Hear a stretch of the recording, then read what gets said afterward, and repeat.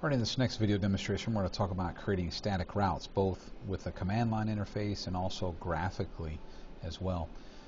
Before we do, we need to do some preliminary work on server A, because server A is going to be used to set up some static routes via the command line, and we need to make sure we get our interfaces straight. So we'll open up a command prompt here and do an ipconfig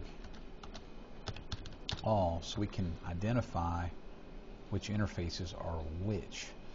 And so I'm going to look at my first interface here, the 172.16.12 network, and it is utilizing the interface number 13. So this is the link local IPv6, as we see designated with an FE80, and that is interface 13. So I want to make a note of that on a piece of paper that, hey, the 172.16 network is connected to the 13 interface, and the 192.168.55.33 IP address, which is our 32 network, is via interface 11. Again, that's going to be very important to know once we configure our static routes. Now on server A, we need to configure a static route for networks 64 and 96.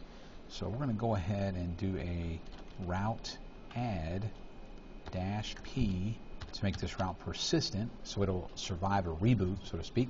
Then when we put in the destination network of 192.168.55.64 with a mask of 255.24, and then the location to get there, the way to get there is going to be through 192.168.55.62, which is server B, and then we're going to specify the interface of 11.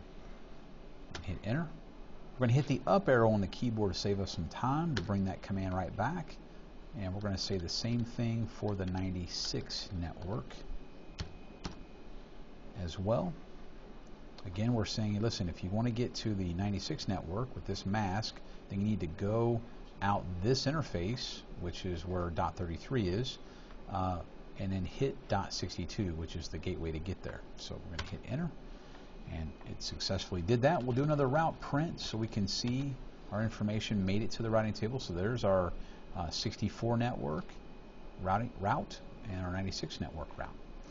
All right, let's get out of this and go over to server B. Now on server B, we're going to do this graphically. So we're going to open up our routing remote access snap-in, and as you see, there is no RIP, it's not there. We're going to right click on static routes and say new static route. And on server B, we need to make a route to the 172.16 network and also the 96 network. We don't need to make one to the 32 or 64 because those networks are directly connected to us. So we're going to make one for the 172.16 network first. And the interface that we want to send people out is the one going to server A. And the network mask is 255.0. And the gateway to get there is going to be the 192.168.55.33 interface. So we're saying, listen, if you want to get to the 172.16.12 network with this subnet mask, you need to go out this interface, the one going to server A, and then hit the gateway of .33 to get to that network. I'm going to say OK. We also need to add another static route in for the 96 network. And again, this one's going to be the 192.168.55.96 network with a subnet mask of 255.224. And the gateway to get there is going to be 192.168.55.94. And again, the interface we're going to use is the one going to server C. So again, we're saying, listen, if you want to get to anybody on the 96 network with this subnet mask, you're going to have to go out this interface, the one going to server C, and hit the gateway of .94. Say OK. So we've completed that on server B. Now let's go over to server C. And on server C, we're going to go into routing remote access, and we're going to have to set up static routes for the 172.16 network and also the 32 network. We don't need to set one up for the 96 or the 64 because, again, those are directly connected to our router.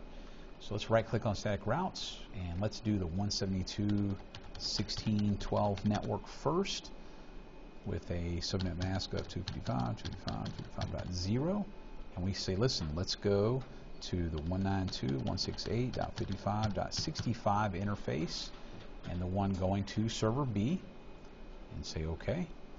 We're going to add another static route to our 32 network. So 192.168.55.32 network. And the gateway to get there is going to be via 65. And again, same thing. So again, we're saying, listen, if you want to get to the 32 network with this subnet mask, you got to go out the interface that's going to server B and go hit the gateway of .65.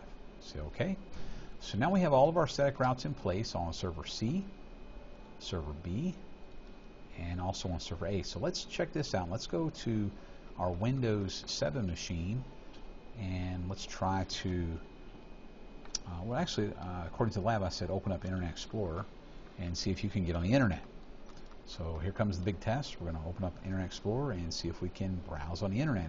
If we can browse on the internet, that means we're routing all the way through C to B to A and able to get out on the internet properly. So let's just see what happens here.